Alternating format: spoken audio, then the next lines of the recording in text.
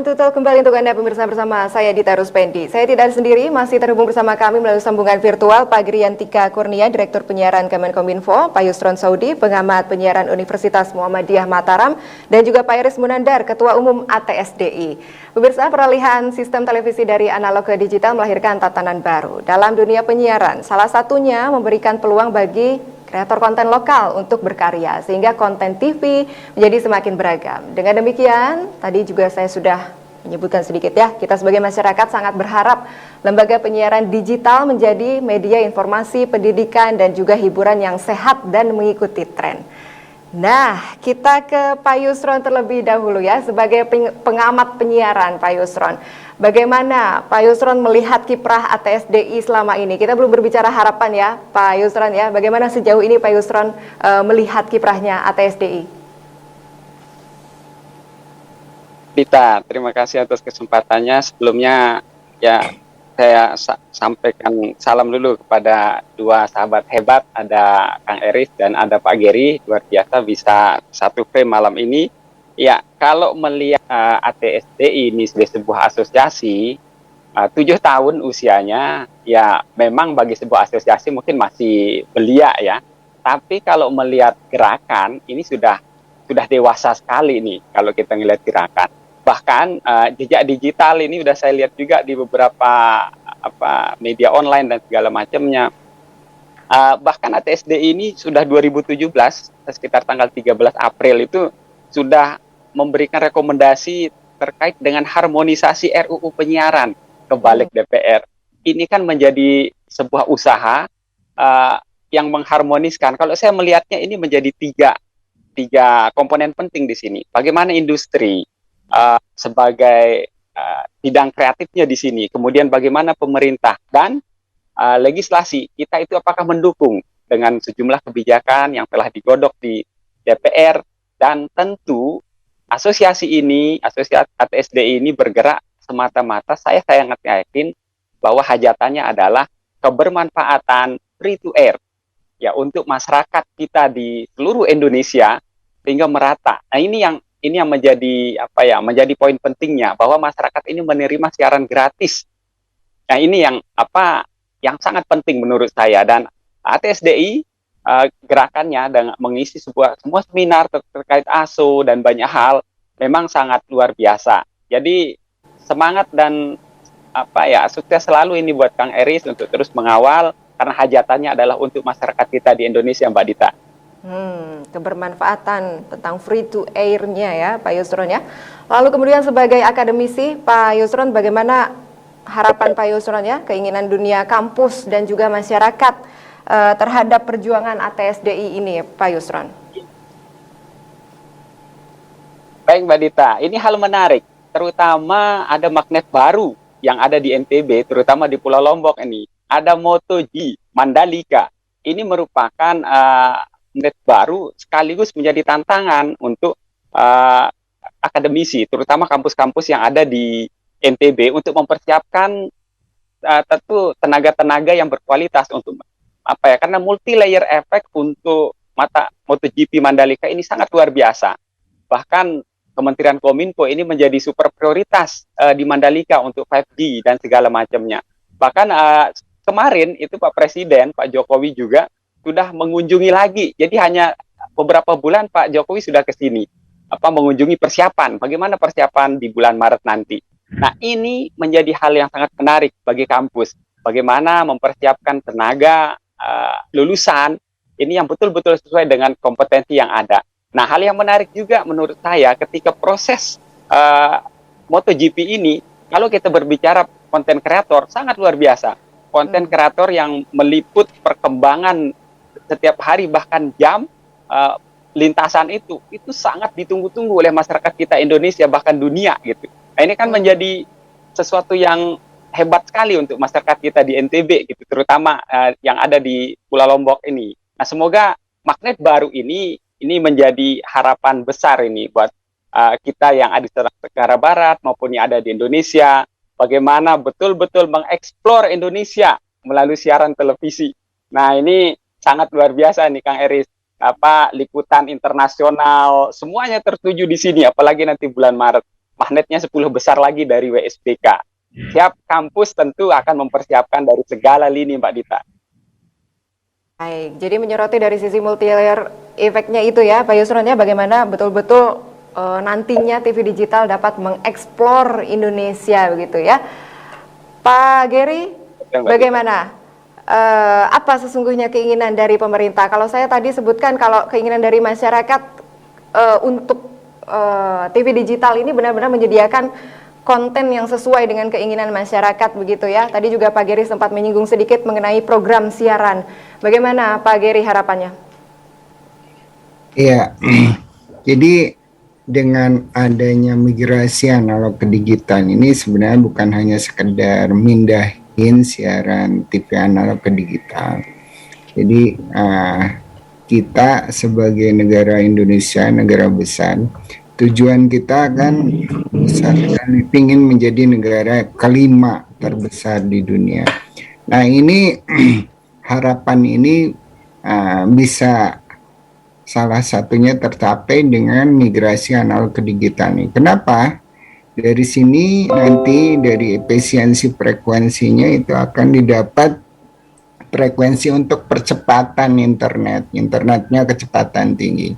Nah, internet kecepatan tinggi ini, Mbak Dita dan teman-teman pemirsa Badar TV ini, di saat sekarang COVID membuktikan bahwa masyarakat sekarang tidak bisa lagi leluasa seperti yang lalu. Dan terbukti Indonesia bisa maju atau pertumbuhan ekonominya lumayan bagus karena ini bergerak dengan adanya internet ini. Jadi migrasi analog ke digital ini makin cepat selesai, masyarakat akan berbisnis dari manapun juga, termasuk tadi Bang Yusron nih Mandalika. Kalau internetnya lelet, gimana caranya menyiarkan Mandalika ke seluruh Indonesia, ke seluruh internasional. Dan sebenarnya tantangan yang paling besar buat teman-teman ATDS ini adalah kalau dilihat ini kita di start zero lagi nih. Harusnya diberi jadi kesempatan nih buat teman-teman ATDS itu. Nanti kan startnya dari analog, mungkin yang lama memang dikenal di analog ya. Tapi ketika digital harusnya teman-teman itu benar-benar bergerak lebih cepat. Karena startnya di nol, jadi digital itu siaran TV digital masyarakat masih melihat-lihat. Dan startnya dari nol, semua yang analog juga dari nol lagi. Mereka siaran digital malah harusnya diuntungkan. Kang Eris dan teman-teman ini. Mereka udah siaran langsung di digital. Nah harusnya momen yang ini, tadi saya udah singgung, ayo secepatnya program-programnya itu harus menarik masyarakat. Harusnya teman-teman ATDS itu saling bahu-membahu meyakinkan masyarakat untuk nonton siaran TV digital. Tadi kan lihat rangkaian atau anggota-anggota ATDS itu hampir di seluruh Indonesia tuh. Nah, jangan berpikir bahwa Kang Eris cuma punya 5 stasiun TV. Tapi kalau bersatu semuanya, nggak perlu sebenarnya, nggak perlu harus punya jaringan TV-nya Kang Eris atau Badar TV di seluruh Indonesia. Tinggal gabung-gabung tadi udah ada tuh seluruh Indonesia. Itu luar biasa tuh. Kalau misalkan ada siaran Mandalika disiarkan melalui salah satu bisa di-relay oleh seluruh jaringan anggota TDSI, udah mengalahkan lagi yang existing tuh, udah seluruh Indonesia.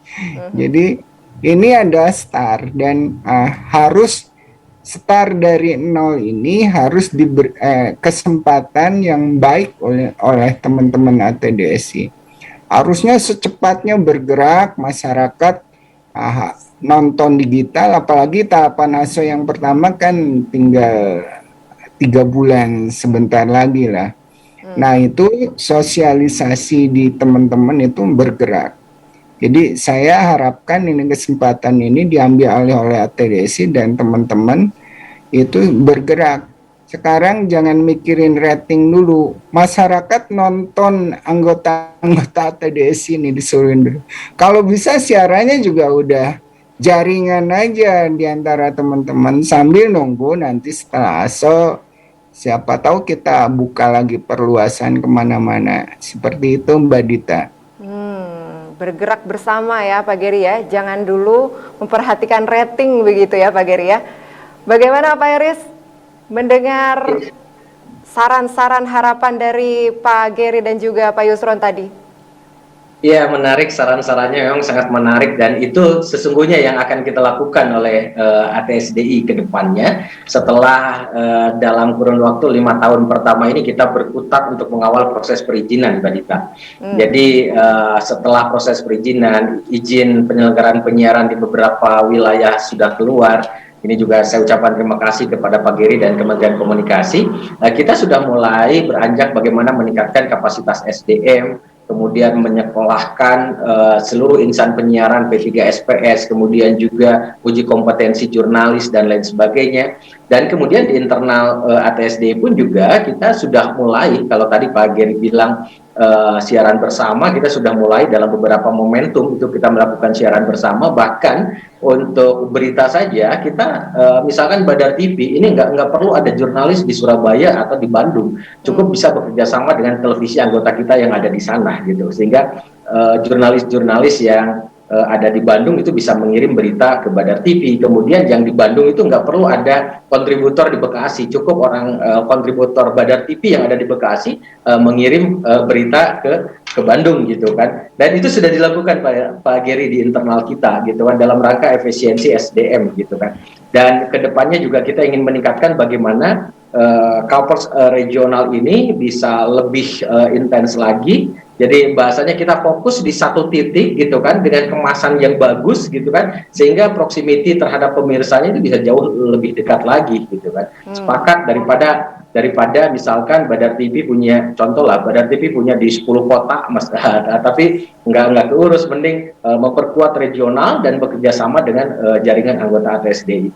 Ini hal yang pelan-pelan sudah kita lakukan sejak 1 tahun terakhir ini, apalagi Rakornas kemarin juga mengamanatkan agar proses hal-hal yang seperti ini lebih dikuatkan kembali. Jadi ada saling tukar-menukar program dan lain sebagainya. Memang Pak Geri dan Pak Yusron sangat unik di ATSDI ini. Satu sisi kita memang berkompetisi secara bisnis, tapi di sisi yang lain kebersamaannya itu juga luar biasa gitu kan. Insya Allah itu gitu kan. Kalau kita soroti Pak Iris ya, tadi Pak Yusron sempat menggarisbawahi tentang kebermanfaatan free to air. Bagaimana ATSDI sejauh ini Pak Iris mensosialisasikan kepada masyarakat, mengganti anggapan bahwa TV digital itu berbayar Pak Iris? Sejauh mana ATSDI bergerak di bidang itu? Ya, Mbak Dita, sejak awal ATSDI memang melihat bahwa persoalan analog switch off ini kan bukan soal hanya alih teknologi saja. Itu yang kita yang kita titik beratkan, bahwa analog switch off ini bukan soal alih teknologi, tapi banyak manfaat dari sisi yang lain akibat efisiensi frekuensi yang tadi disebutkan oleh Pak Geri. Salah satunya adalah sisa frekuensi ini akan digunakan untuk proses kecepatan internet, penambahan pita lebar internet. Ini yang selalu kita dengung-dengungkan ke masyarakat, agar masyarakat bisa mendukung proses analog switch off ini. Karena waktu itu kita miris sekali ketika ada isu optimalisasi UMKM, go digital dan lain sebagainya, tapi kondisi internet kita masih seperti sekarang ini gitu kan, bahkan di Asia Pasifik paling lemot dan lain sebagainya. Maka salah satunya untuk memperkuat potensi internet ini agar lebih kencang, menggunakan sisa frekuensi yang 700 MHz yang dianggap sebagai golden frekuensi gitu kan. Sehingga dari situ multiplier efeknya yang kita perjuangkan. Kalau hanya sekedar alih teknologi saja 1-2 hari atau beberapa jam saja, industri bisa gitu kan. Tapi masalahnya dari sisa frekuensi ini multiplier efek yang sangat luar biasa untuk kesejahteraan masyarakat. Kebermanfaatan jauh lebih besar daripada hanya frekuensi ini dipakai untuk televisi saja gitu kan. Tapi kalau dipakai untuk hal-hal yang lain ini sangat luar biasa gitu kan. Seperti early warning system gitu kan. Tadi ada bencana di Banten gitu kan. Kalau sudah early warning systemnya jalan, itu insya Allah gitu kan kita bisa alat itu bisa menginformasikan lebih dini kepada masyarakat bahwa akan terjadi bencana di satu daerah, begitu Mbak Dina. Berbicara soal kiprah ATSDI ya, tentu erat kaitannya dengan kesuksesan analog switch off ya, Pak Eris ya, atau peralihan siaran analog ke digital yang akan dimulai April ini secara serentak. Semua antusias menyambut analog switch off ini karena teknologi penyiaran televisi berbasis digital ini menjanjikan tampilan gambar yang lebih bersih, kemudian suara yang lebih jernih juga. Artinya layanan televisi menjadi jauh lebih berkualitas dan lebih interaktif, harapannya seperti itu. Lantas pemirsa, langkah apa yang akan dilakukan oleh ATSDI dalam mendukung program strategis pemerintah ini? Akan kita simak jawabannya dari Pak Eris ya, Ketua ATSDI di segmen berikutnya. Usai jeda berikut, tetaplah bersama kami di Time to Talk.